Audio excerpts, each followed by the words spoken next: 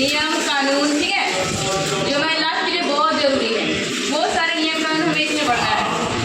जब एक बार ये श्लोक हम पढ़ेंगे तो बहुत सारे नियम कानून हमें समझ में आएगा और हमारे लिए बहुत इंपॉर्टेंट भी होगा। बोले ना, देखिए लिखा है कि संस्कृत भाषा नीति विषय विपुल साहित्य वर्णित। ये जो संस्कृत है वो एक प्रकार का संस्कृत भाषा है, ठीक है, संस्कृत काव्य है। वो संस्कृत काव्य में बहुत सारे ऐसे नियम हमें दिए गए हैं, जैसे हमने पाठ 3 में भी पढ़ा था। पाठ 3 का नाम क्या था पता है आपको? क्या था? यज्ञ ऋषि संवाद। इस पाठ में भी हमने ऐसे बहुत सारे क्वेश्चन पढ़े हैं जो हमारे लिए जरूरी है, ठीक है, हमारे लिए बहुत इंपॉर्टेंट है। उसी तरह से इसमें बहुत सारी चीज़ है जो हमारे लिए इम्पोर्टेंट है। और इसमें कुछ श्लोक भी दिए गए हैं, वो श्लोक हम पढ़ते हैं और इसको जरा ध्यान से समझिएगा क्या कह रहे हैं और ये जो पाठ है वो क्या कहना चाहता है। देखिए लिखा हुआ है आज्ञा। आज्ञा मतलब होता है जो कुछ नहीं जानता है। आज्ञा मतलब जो कुछ नहीं जानता है। सुख आराध्यते। आराध्यते मतलब होता है समझाना, जैसे बताना, ठीक है। जो कुछ नहीं जानता है उसको समझाना कोई भी चीज़ बहुत आसान होता है, ठीक है। यानी कि ऐसा बंदा जो कुछ नहीं जानता है उसको अगर हम जो भी पढ़ा देंगे ना वो अच्छे से याद कर लेगा, समझ लेगा, अपना 20 मिनट काम नहीं हटाएगा क्योंकि उसको कुछ पता ही नहीं है कुछ होता क्या है। जैसे हमें उर्दू नहीं पता है, अगर हम कहीं से उर्दू सीखने के लिए जाएंगे तो हमें गलत ही बताएगा तो भी हम सीखते जाएंगे, ठीक है, हमें नहीं पता है। तो लिखा हुआ है सबसे पहली लाइन में लिखा हुआ है यहाँ तक कि जो कुछ नहीं जानता है उसे कुछ समझाना बहुत आसान होता है, ठीक है, इतना समझ रहा है। आगे देखिए आराध्यते विशेषज्ञ। जो सब कुछ जानता है, वैसे लड़का जो बहुत कुछ जानता है उसे भी समझाना बहुत आसान होता है, क्योंकि जो अच्छे लोग होते हैं, जो पढ़े लिखे लोग होते हैं, वो बीच में ज़्यादातर बोलते नहीं हैं, ठीक है, वो उसको सब कुछ पता है लेकिन आराम से सुनते रहते हैं लोगों की बातें, ठीक है, उनको पता है कि हमको आ रहा है ये सब चीज़ें। तो लिखा हुआ है पहला लाइन में, पहला कह दिया है कि जो कुछ नहीं जानता है उसे समझाना बहुत आसान होता है। फिर हमने बताया कि जो सब कुछ जानता है वैसे इंसान को भी समझाना बहुत आसान है, बहुत सिंपल है। लेकिन यहाँ पे देखिए ज्ञान लब दुर्विदग्धम।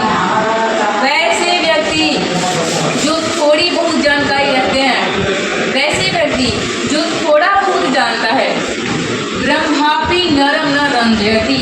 वैसे व्यक्ति को इंसान तो क्या खुद भगवान ब्रह्मा भी आके समझा नहीं सकते, ठीक है। आपने देखा होगा बच्चे जो ट्यूशन में पढ़ लेते हैं वो स्कूल में जाके फटाफट बोलते रहते हैं, बीच में बोलते रहते हैं, सर पढ़ाते हैं तो हमको आता है, ठीक है। जो नहीं आता वो चुपचाप बैठा है, जिसको आता है वो चुपचाप बैठा है, और जो थोड़ा बहुत पढ़ लिया है, जिसको थोड़ा बहुत जानकारी हो गया है वो बोलते रहता है, या फिर स्कूल में पढ़ लेगा ट्यूशन में आके बोलते रहेगा। ये सारी चीज़ें, ठीक है, लिखा हुआ है पहले 2 लाइन कह दी कि जो कुछ नहीं जानता है उसे समझाना बहुत आसान होता है। जो सब कुछ जानता है उसे भी समझाना आसान होता है, लेकिन जो थोड़ी बहुत जानकारी रखता है, जो थोड़ी बहुत चीज़ जानकर अपने आप को स्मार्ट समझता है, वैसे लोगों को समझाना बहुत मुश्किल होता है। और इतना मुश्किल होता है कि खुद इंसान को छोड़िए ना, भगवान ब्रह्मा भी उनको समझा नहीं सकते हैं। ये कितना भी समझे वो अपने आप को स्मार्ट समझता है, ठीक है, इसमें कोई जिक्र नहीं है। चलिए इसके बाद पढ़ेंगे दूसरा, पहले श्लोक नंबर 2। पहला में हमने ये सीखा है कि इस लाइफ में मतलब जो थोड़े समझदार है उसको ठीक है समझाना, ठीक है, जो थोड़े बहुत ज़्यादा उसके पीछे नहीं पड़ना चाहिए। दूसरा में क्या लिखे देखिए, लिखा ये सब, यानी जिसके पास, लिखा होगा समझो, न विद्या, जिसके पास ना ही विद्या है मतलब एजुकेशन नहीं है, ना तप मतलब तपस्या यानी कि सब्र, इंतजार करने की चीज़ें, ठीक है। बहुत सारे लोग ऐसे होते हैं इंतजार कर सकते हैं, कितना भी इंतजार कराओ, बहुत सारे लोग ऐसे होते हैं जो इंतजार नहीं कर पाते हैं। न दान देने की उसमें क्षमता नहीं है, वो किसी को समझा नहीं सकता है, किसी को कुछ दे नहीं सकता है, पास में फिर भी नहीं दे सकता है। न चापी शीला मतलब होता है प्रेम, ममता, प्यार, ठीक है, किसी को हाँ चापी मतलब और भी, ठीक है। प्रेम मतलब इंसान को प्रेम देने से प्रेम बढ़ता ही है, ठीक है, घटता नहीं है। गुणों मतलब होता है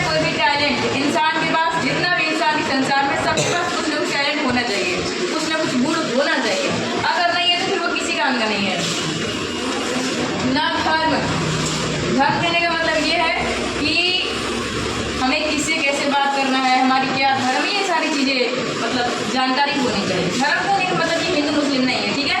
धर्म मतलब कि हमारा जो एजुकेशन है वो किससे कैसे व्यवहार करना है, बड़े अगर बोल दे तो नहीं बोलना है, ठीक है, छोटे को प्यार करना है, ये सारी चीज़ें बताई गई है।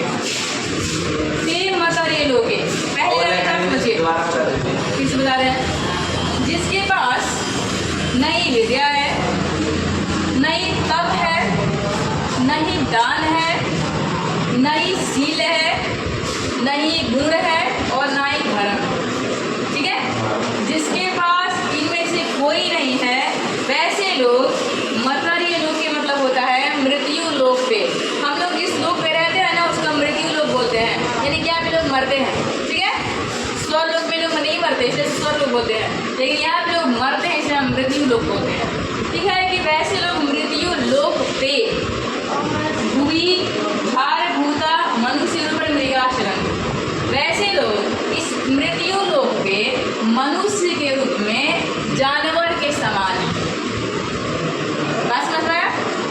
जिसके पास नई विद्या हो, नई तप हो, नई दान हो, नई गुण हो, नई सील हो, नई धर्म हो, इनमें से कुछ भी नहीं हो, वैसे लोग इस मृत्यु लोक पे हार के समान होते हैं, बोझ के समान होते हैं। वैसे लोग जिंदा रहे या ना रहे कोई फर्क नहीं पड़ता।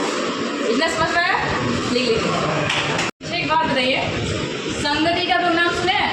हाँ, संगति। ऐसा बोला जाता है कि संगति से गुण होता है और संगति से गुण जाता है, ठीक है, ऐसा मतलब कहावत है। तो मतलब ये बिल्कुल सही बात है कि हम जिस तरह की संगति में रहेंगे हमारा जो कैरेक्टर वैसे ही हो जाएगा। कोई ज़रूरी भी नहीं है, लेकिन मतलब 100% में 90% ये बात सही होता है। 100% में 90%, 10% तो मतलब हो सकता है कि अच्छे बुरे संगति में रह कभी अच्छे मतलब जी रहते हैं, ऐसा होता है। लेकिन 100% में 90% होता है कि जैसे संगति में जाएंगे वैसा ना बन जाए, ठीक है। तो देखिए क्या लिखा हुआ है, लिखा है कि जाड्यम धियो हरति सिंचति सत्यम मनोनति। लिखा है कि जो सत्संगति होती है ना वो जड़ता, जाड्यम मतलब होता है जड़ता, हमारे जो मन है ना उसमें बहुत सारी गंदगी भरी हुई रहती है। लिखा है कि जो सत्संगति होती है वो हमारे मन की जड़ता को खत्म कर देती है। एक लाइन समझ पाया? हमने कहा कि जो सत्संगति, सिर्फ संगति नहीं, सत्संगति, जो संगति होती है वो हमारे मन की जड़ता को हरती है, ठीक है। यानी कि अच्छे लोगों को हम देखते हैं ना तो हमें लगता है कि हमें शायद ऐसा करना चाहिए, हमें भी सम्मान मिलेगा, हमें रिस्पेक्ट मिलेगा। ये लिखा हुआ है कि सत्संगति हमारे मन की जड़ता को क्या करती है, हरती है, खत्म करती है। एक लाइन खत्म, आगे देखते हैं। सत्य मनोनति, हमें सत्य के रास्ता पर ले जाती है। अगर सही सत्संगति में रहेंगे तो हम भी सही काम करना सीख जाएंगे। तो पहला ही हमने क्या बताया, सत्संगति हमारे मन की जड़ता को खत्म करती है, ठीक है, हमें सत्य के रास्ता पर ले जाती है। पापम करोति, और हमें पाप करने से दूर करती है, यानी गलत काम करने से दूर करती है। अगर अच्छी संगति में रहेंगे तो गलत काम करने वाला विचार हमारे मन में नहीं आएगा, अगर गलत संगति में रहेंगे तो हमारे मन में ऐसा विचार आता रहेगा। तो 3 लाइन, पहला में हमने 3 लाइन बताया। पहला हमने बताया कि सत्संगति हमारे मन की जड़ता को दूर करती है, दूसरा सत्य के रास्ता पर ले जाती है, तीसरा पाप को करने से रोकती है या फिर पाप दूर करती है, ठीक है। चेता प्रसादयति, हमारे मन को प्रसन्न करती है, ठीक है। अगर अच्छे काम करेंगे तो हमारा मन ऑटोमेटिकली प्रसन्न रहेगा, ठीक है। चेता प्रसादयति, हमारे मन को प्रसन्न करती है, हम खुश रहते हैं। तनोति कीर्ति सत्संगति कथम की न करोति भूषाम, अगर हम सत्संगति में रहेंगे, सत्संगति हमारे लिए क्या नहीं करती है, यानी कि सत्संगति हमारे लिए बहुत कुछ करती है, सत्संगति से हमें बहुत कुछ सीखने को मिलता है।